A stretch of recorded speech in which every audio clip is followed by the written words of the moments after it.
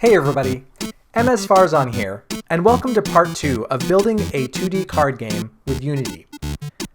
In this video, we're going to clean up some of the things that we saw when we created the layout and the basic structure for our game in the first tutorial, and we're going to add a cool feature where when I hover over a card with my mouse, I can get a preview of it that's twice the size of the card so that I can look at what the card's going to do before I play it. If you haven't already worked through part 1 of this tutorial, or at least watched it, I highly recommend that you do so, as you'll get a sense of what kind of code we're using to create the scripts in our game, and also what the game structure looks like and how everything works together. I'm going to describe everything that we're doing moving forward, but I'm not going to talk too much about what we've already done. I'll also include a link to the entire repository on GitHub if you'd like to look at the project yourself and all of the code yourself.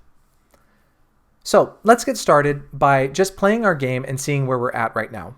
When I hit play, I get this really ugly screen, which consists of the top third being the enemy area or the opponent's area to play cards. I've got the bottom area, which is my area to play cards. And in the middle, I've got a drop zone where I can drag and drop cards into. I don't expect for you to love the cyberpunk and really ugly theme of this playing field right now. We're focusing on functionality and not design. You can do anything that you want with this and make it look exactly like the card game that you want to play. When I hit draw cards, it's going to randomly draw from a list of these two cards.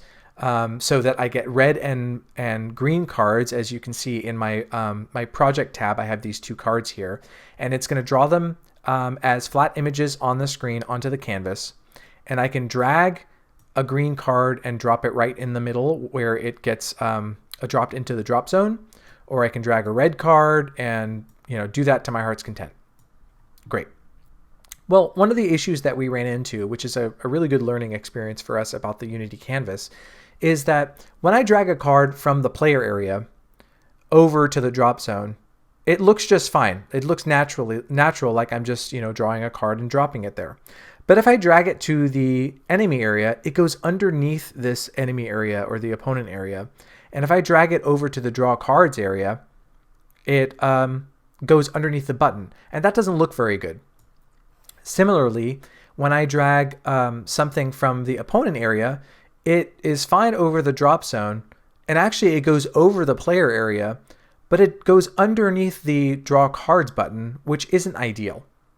There's a reason for this, and that's because the way the canvas works in Unity is that it is going to, the Unity engine is going to render things within the canvas hierarchy in order of their appearance in the hierarchy from top to bottom, meaning that the lower you get on the hierarchy, the closer to the screen or to my eyeballs is the object going to appear. So as you can see here, if I just close all of the trees here so that we don't have to see anything that's nested, I have the background closest to the canvas, then the drop zone, then the player area, then the enemy area, and then the button.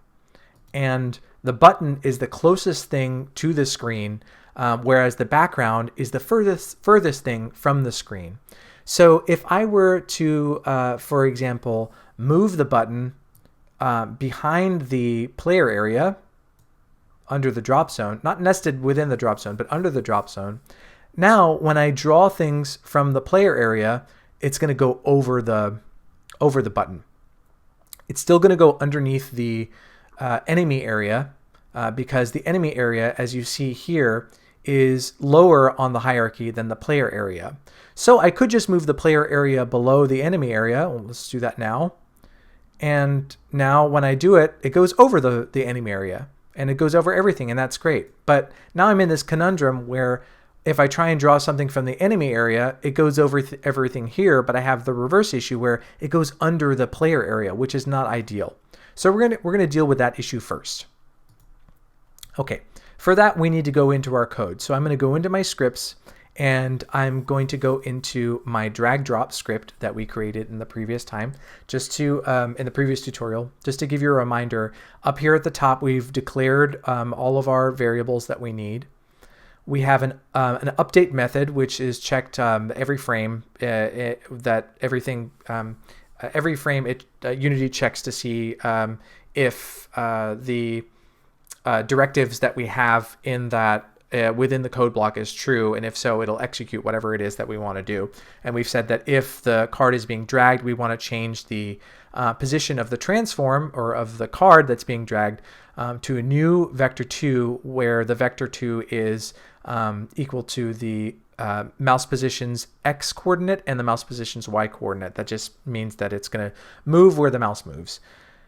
And we did some work where if there's a collision, meaning a collision between our card and the drop zone's colliders, then we'll allow it to be dropped. If it's not over the drop zone, then it'll be returned to its starting position. And we've bound all this together with the start drag and the end drag functions, which I'll remind you are located in the prefab. So if I go to the card 1 prefab, I see this in this event trigger where when I begin dragging, I use my start drag function, and when I end dragging, I use the end drag function. If that's not clear to you, please return to the first part of the tutorial, and you can recreate this yourself, and it will make a lot more sense. Right now, I got to deal with the canvas issue. So what I'm going to start by doing is creating a public game object right here where I declare all my variables. A public game object called canvas. And I'm going to add, in the previous time we deleted the start function. I'm going to add the a private void awake function, which essentially Unity calls this function when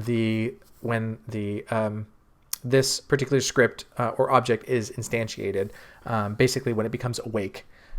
And I'm going to say that canvas should be equal to a game object called main canvas. So what I'm asking Unity to do, I'm saying when this script comes alive or awake, assign this canvas variable to a game object within my scene called main canvas in parentheses. I'm sorry, in quotation marks, meaning there's a string called main canvas that I want you to find. And I'm going to change the name of this canvas to main canvas. You can call it whatever you like, just make sure that the name of the object and the name of your variable are the same. And what it's going to happen is going to search my scene for this thing called the main canvas. And then what I'm going to do is during the update method that we have, we've said if the object is dragging, we want the transform position to become equal to the mouse position. So make sure that the card follows the mouse wherever the mouse goes, and that basically means I'm drawing my card around the screen. I'm going to add a line here that says transform.setParent canvas.transform, true. Let's just hover over this so we see what's happening here. When I'm saying that I want the, well, let's back up and just say what is a transform. The transform means the literal transform of the object that I'm moving, like the position of it. And I'm saying that the position of the transform, I'm moving it based on the mouse position, and I want to set the transform's parent to the canvas that I declared up here. And this particular declaration requires you to say whether or not the world position of the object should say true or false. We're just going to say it's true right now, meaning that the transform should stay where it is rather than being moved in terms of the world position. But there's a couple of other things that I need to address before I can make this all work together.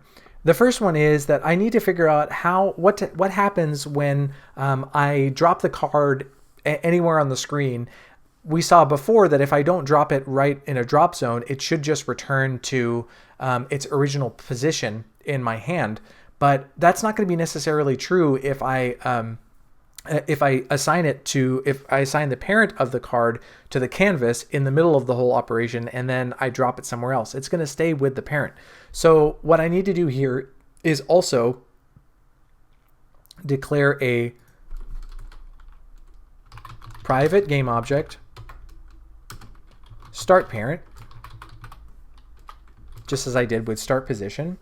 And I'm going to move down here to the to this part of the code where I say start drag start position is equal to transform dot position.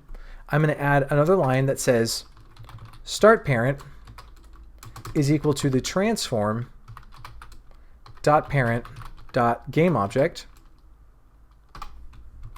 meaning when I start this dragging process, I want to store whatever the parent is into this variable called start parent.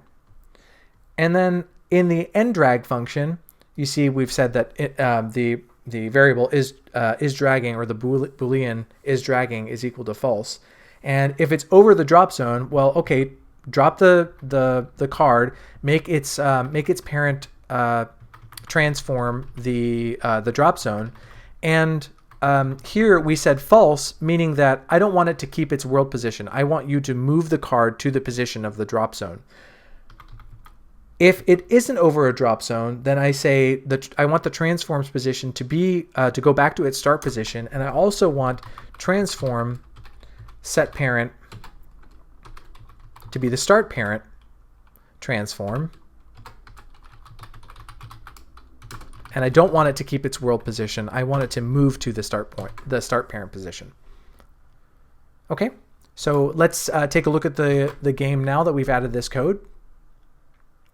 And I'm going to hit play, and now everything loads up as normal. When I draw cards, this card, which is in the player area, and as you can see in the hierarchy, it is higher in the hierarchy, meaning closer to the main canvas. But it is further away from the screen than the button. But when I move it over here, or I move it over to the enemy area, it's the closest thing to the screen. So that looks a lot more natural. And by the same token, when I pull this card from the enemy area, it goes above everything else in the screen, which is what we want. And if I drag and I don't drop it over the drop zone, it just goes back to where it should be.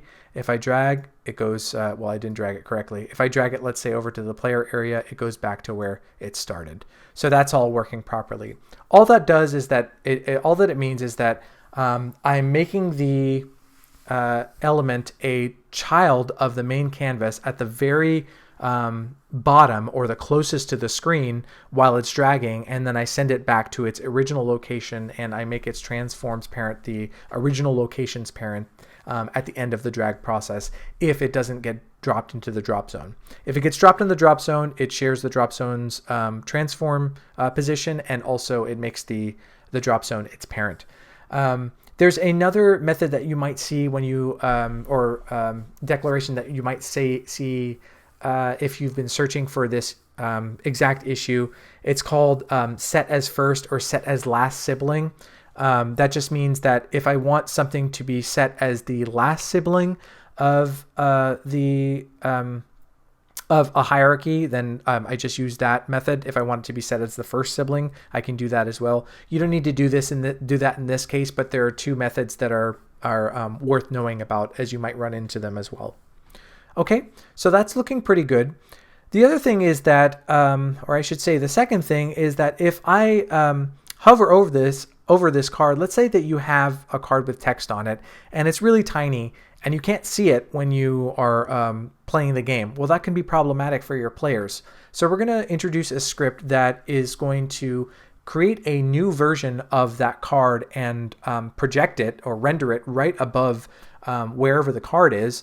And allow you to see a more clear version of it, because it's just simply bigger. But when you move your mouse away from it, it's going to destroy that game object so that you don't have to look at it anymore. It doesn't clutter up your screen. So let's take a look at how to do that. The first thing I'm going to do is I'm going to create a new script. and I'm going to call it card zoom. Very descriptive. And I'm going to open this card zoom script, and there's not much going on in it. But what I am going to do is I'm going to do a similar thing that we did before. In that, in fact, I don't think I need any of these methods here. I'm going to create a public game object called canvas and a private game object called zoom card. That's the card that's going to be zoomed in on, I should say. And in this public void awake that is built into Unity, I'm going to do the same thing that I did before and say that the canvas variable is equal to a game object, and I'm going to find it, and it's going to be called the main canvas. Great. So we found our canvas. Now I'm going to create a public method that's called onHoverEnter. You can call this whatever you want, but this just helps me remember what the method does. And this is the script that I want to run, or the code that I want to run when my mouse enters the field where the card is located. And I'm going to say that zoom card should be equal to the instantiation, or the creation, of a game object. And when I say game object without any frills around it, I just mean this game object that it's attached to. I'm going to attach this to my prefab. So when I say instantiate game object, that means instantiate this very game object, or this very prefab, this card that this script is attached to.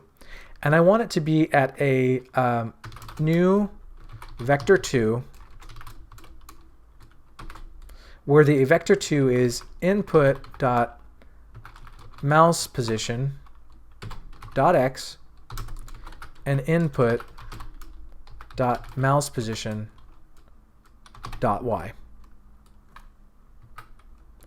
And I don't want it to have any rotation, so I'm going to say quaternion identity here at the end of these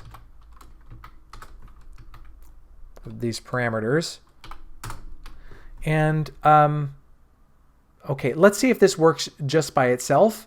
I have a sense that it actually won't work, but I want you to get like a progressive understanding of how this code works. Essentially, right now I'm saying onHoverEnter, make this zoom card, instantiate this zoom card with a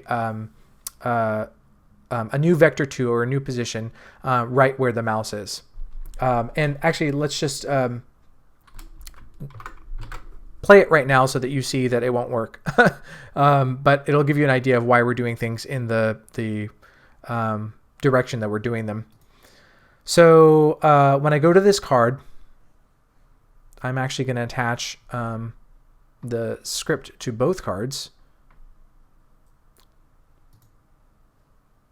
So I attach my card zoom here.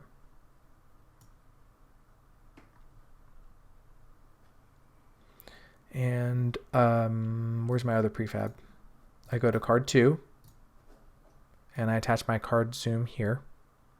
And this is a great reason why you'll probably want to make a just one prefab that is your base prefab for everything before you start adding all these scripts and colors or whatever you need to do to them. Anything that's going to be shared across all your prefabs, make that prefab first so you don't have to add different components to them multiple times and do all this stuff multiple times. It will just help. So if I go back to my prefab, and in fact, just to make things a little bit easier on us, I'm gonna go to my script of card zoom, and I'm gonna add a public void on hover exit.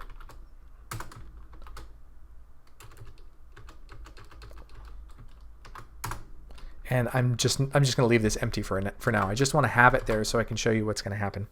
So just like we did with our drag and drop script, I'm going to say I want to, on each of my prefabs, I'm going to add a new event type. And in this one, I'm going to say a pointer enter event, meaning when the pointer or the mouse pointer enters the field or the transform of the card, I want to do something. And when the pointer exits the field, I want to do something. And rather than it doing this drag, drop, and drag script, I've already attached the card one prefab to this little field here, which is how I can access or expose the script that's attached to it. Now I'm going to choose the card zoom script and use on hover enter. So when the pointer enters, it's going to call the on hover enter script. And when the pointer exits, it's going to call the card zoom on hover exit method. So nothing's going to happen, but now it's all at least wired together. And I'm going to do the same here on card 2, where on pointer enter, I'm going to use card zoom on hover enter. I guess I could call them the same thing. And then on pointer exit, I'm going to call card zoom on hover exit. Great. So it's all wired together, but it's not going to work. Check this out. I hit play. I hit draw cards. And now when I hover over things, you see that it's actually, in the hierarchy, things are happening. It is drawing or creating new cards, but I'm not really seeing anything that's going on. And I'm not actually sure right now if it's just creating them on top of these other cards and we're not seeing them move, but it doesn't really matter. What matters is that it's kind of working, and what we need to do is clean this up and add a few things so that it's actually going to work. The first thing here is we're going to create the, we're going to set the parent of the zoom cards transform to the canvas, just like we did before, so that it is higher or closer to the screen than anything else in the game. So here we're going to say zoom card dot transform dot set parent canvas. That's the canvas object that we declared earlier. Canvas transform. And remember, I'm going to say false because I want the world position where the card already is to stay where it is. I don't want to set it to true because true would mean I set it to the world position of the canvas. I don't want that to happen here. I want it to stay where it is. And then I'm going to say, well, actually, let's run that first so that you can see the difference here. When I hit play now, watch this side of the screen. I hit draw cards. And then rather than the card being instantiated elsewhere, like outside of the main canvas, they're all being instantiated right below everything else in terms of the hierarchy, which means that they're higher on the screen or closer to my eyeballs than everything else. That's great. That's working as intended. I'm going to add a line in on hover exit just to say, okay, when I exit the area, just destroy the game object. I don't need it anymore. Okay. Now, the thing that we need to do here is make a larger version of the card so that I can see it and make it be bigger. And that's relatively easy to do. What I need to understand is how the object that this script is attached to actually works. And this can be really helpful in your understanding of the canvas and just Unity in general. So if I look at this object, right now I'm on card 2. I have many different components that are attached to it. An empty game object will have none of these components. And we're actually going to start from the bottom. So we look at things in reverse order. And you can move these around as you like. I've got a rigid body 2D, which is what we use for physics in Unity, or Unity 2D physics. I've got a box collider, which handles my collisions. I've got these event triggers that are triggered when an event happens. When right now it's when the pointer enters or exits, or when I begin or end dragging. I've got these two scripts that are attached to it. I've got an image and a canvas renderer, which is what we see when the object is populated on screen. And I've got this rect transform. The transform has the position. of the object. It has the width and the height. It has the pivot and the anchors of the image, rotation and scale, a bunch of things that you'd want to do if you're messing with the transform of the image. And that's the component that we need to access when we want to change the size of the object through code, or the scale of it. So I'm going to say, I'm going to declare a private variable called rectTransform. Just call it rect, is equal to zoom card dot get component. I want to get the component in the zoom card, and the component that I want to get is the rectTransform. And I need these parentheses because it is a method. And then, so now I've got this component that we just looked at, the rectTransform, and I'm going to change the size of it. Rect.sizeDelta equals a new vector2. And well, let's see what the size of it is right now. It's 120 by 177 in Unity units or pixels. I think we're working on pixel perfect. I'm not sure, but let's just call them Unity units of measurement. And I'm going to make it 240 by 344. What's great about, just a plug for Visual Studio, when I'm using Visual Studio with the Unity toolset installed, when I hover over, or when I'm writing, it uses what's called Intellisense. It's Microsoft's version of autocomplete, basically. And when I hover over or I'm writing my code, it gives me an indication of what fields I should be using, what methods are available to me. And so right now I see that I'm using size delta, and it says when I'm writing a new vector2, I need to have a float x and a float y. And in this case, I'm using 240 and 344, which are the, when we looked at 120 and 177, that's just twice that. So I'm saying make this twice as big as it was before. When I save that and I play our game and I hit draw cards, they all draw. And then look, now when I hover over them, I see a bigger version of the thing, and when my mouse pointer leaves, the object gets destroyed. You can see that in the left side of the hierarchy too when this happens.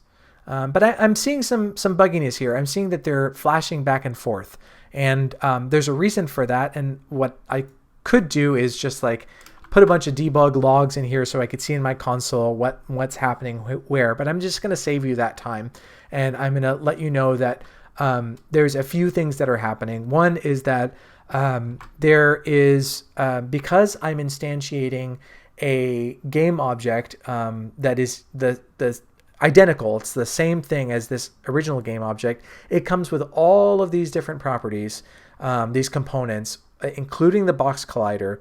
So when I instantiate one of these objects here and I hover over them, it creates that object, and there's it's having collisions all the time.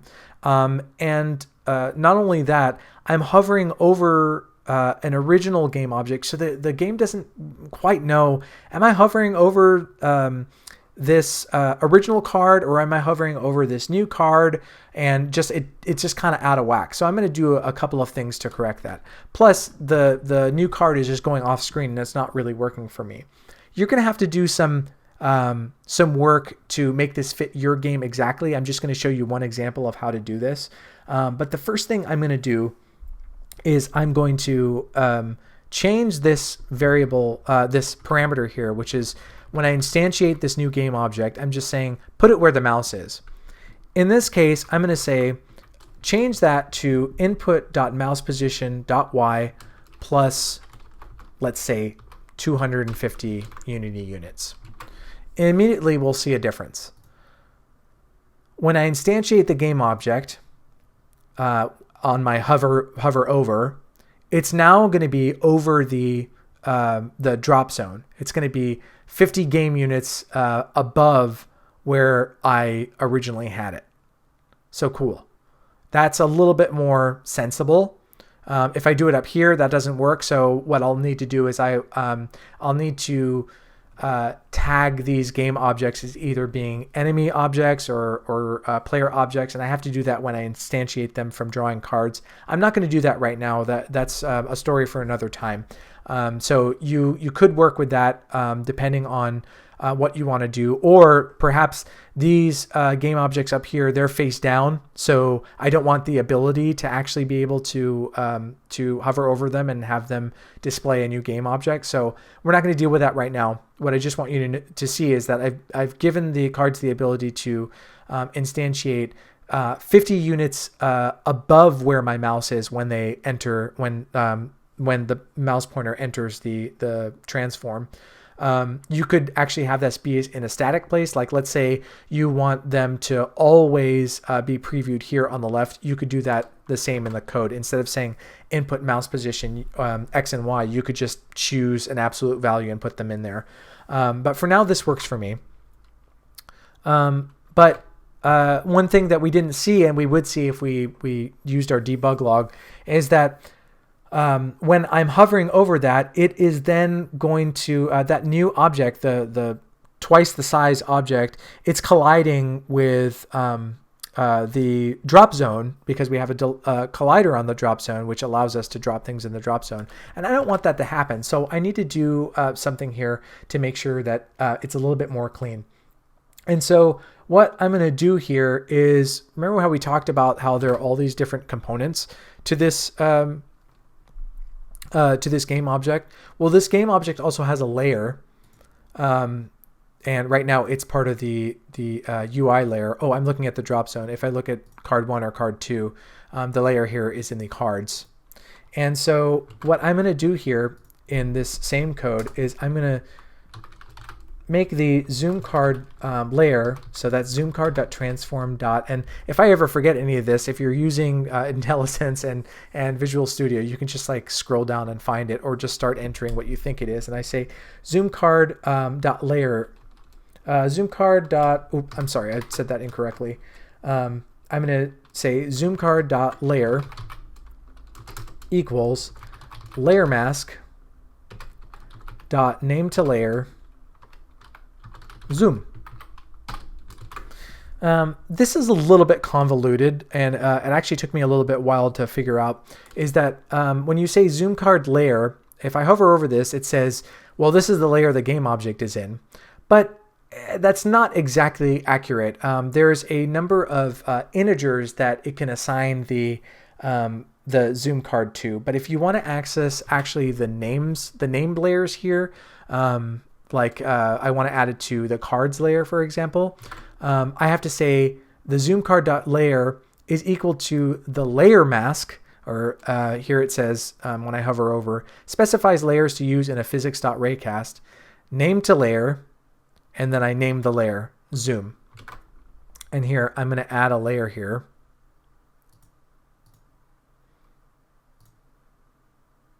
That's called zoom. And you'll recall from our previous tutorial that if I go to my project settings and under Physics 2D, I have the layer collision mask, which means which layers are going to collide with others. And I'm going to say, you know what? I don't want the zoom cards to I don't want them to mess with anything. Like, don't let them collide with the UI or the cards, or just leave them alone. Okay. So this card, so you get an idea, as a prefab, it defaults to the cards layer, that is going to collide with the drop zone. So when I go into my code and I say, when I instantiate a new card and I make it twice the size that it originally was, so that it makes it a zoomed in card, I want to change the layer to zoom so that it's not going to collide with anything anymore. There's another way of handling this. Well, there's at least one other way of handling this, which is to instantiate the card and make it so that you disable the collider on it, or you could instantiate it without a collider, like instantiate a different prefab. I just find this to be easier, so we'll work with that. You might find a different solution for this. But now when I save this and I play the game, and I draw cards and hover over them, that now it's not colliding with anything anymore. It's just, it's basically just a blank image that's flat and doesn't do anything but show, like if I had text on here, or if it was an image with text on it, it would be twice as big. You can make it 3 times as big. You can make it 1.5 times as big. It's up to you. And then when I exit, it's destroyed. There's one outstanding piece of this that I think would clean this up even better, and that will become evident when I try and drag this. See how it just stays on screen until I kind of hover off of it, and it's just kind of weird. What I want to do is I want to make that not happen.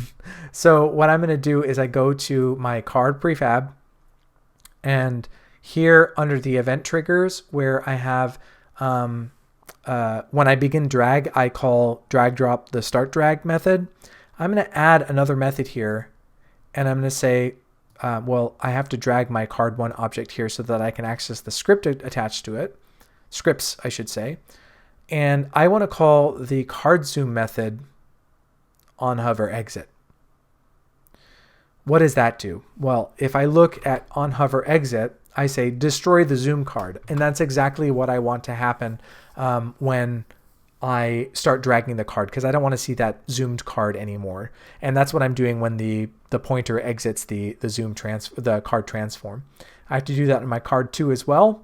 So I go to my begin drag and I add, I pull in the same game object so I can access the script called card zoom, and I say call the on hover exit function. Now, when I play the game, I draw cards and I can hover over them.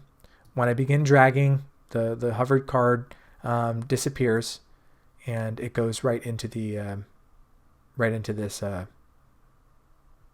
drop zone. And the same thing happens with my other card up here with the opponent cards. And a neat project would be, and perhaps we'll look at this in a future video, but I think it might be fun for you to check this out, is how do you differentiate the cards down here with the cards up here? Meaning that right now all cards are considered the same. So when I hover over this card down here in the player area, I see this nice hovered card, this zoomed in card. But when I hover over these, it's populating on the 50 units above, or 250 units above my my mouse pointer. How do I get that to be 250 units below my mouse pointer, or none at all, which is going to require me to create some way of determining that these cards down here are different from these cards up here.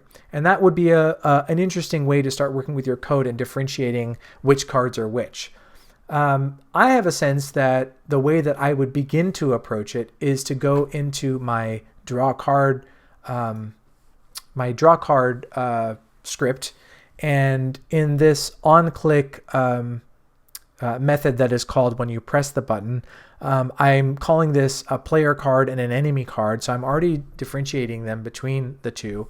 Maybe I can add a tag of some sort, like up here where I have tags. Right now this is untagged.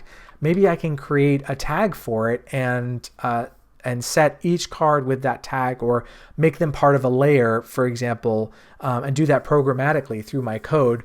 And then when this card zoom function is called, I can either if I'm changing the layer, that might not work, or I might say that create an if else statement and say that if it's a player card, do one thing with it, and or else if it's an enemy card, do another thing with it, and I'll play with my tags and my layers that way. I'm not sure. There are many ways to do it, but that would be one way that I would start trying it out.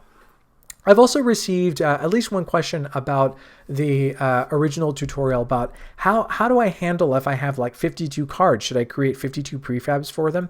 And that's definitely one way to do it. Let's say I'm creating a card game that has 52 cards in it. What I would do is I would create the base structure and behavior for every card with just one prefab. So I would say right now I just have card 1 and I'm doing everything that I can possibly imagine that all cards will need to do. They'll need to be able to be dragged and drops. They'll need to be able to be zoomed. They need to be able to be destroyed.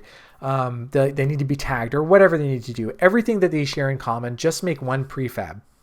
And then duplicate that prefab 52 times and keep them in a prefab cards folder, each of which and each of the prefabs should have the specific logic or images or scripts or whatever that are particular to that prefab, but they all share the same or they all share and derive the same behavior from the original card prefab. That's going to make your life easier on you, so you don't have to change like a bunch of stuff across 52 prefabs that you've created from the get-go. I would just say create one prefab that has all of the shared behavior, and then create a prefab for each of the different cards that you're using in your game. And then it's going to depend on how you use instantiate those cards. Right now we're instantiating them on the button. If I look at my button script again, my draw card script, I have these public game objects, card 1, card 2, and I create a list that has all my cards, and I add those cards to that list. And these cards correspond, as you'll recall, to these exposed objects in the draw cards component here on the actual button. What I would do is I would literally create 52 cards here in my prefabs, and then I would expose them in the code here. So instead of card 1 and card 2, it would be card 1 through card 54. I would add all of them programmatically to this list so that I can draw from them, and then I would drag their prefabs onto these exposed fields on the button object within this component so that they're all available. And then possibly I'll delete them from that list as I draw from them. And then when the deck has been completely drawn, then I'll replenish the deck and reshuffle them and do all that kind of fun stuff. Maybe we can do another video on that. But in any case, that's how I would do it. So that's it for part 2 of building a 2D card game with Unity. I hope you've enjoyed this video, and please do check out the GitHub repository that I'll share in the description of this video as well if you'd like to take a look at the code yourself. Please be sure to like this video and subscribe to my channel for more, and I look forward to seeing you soon.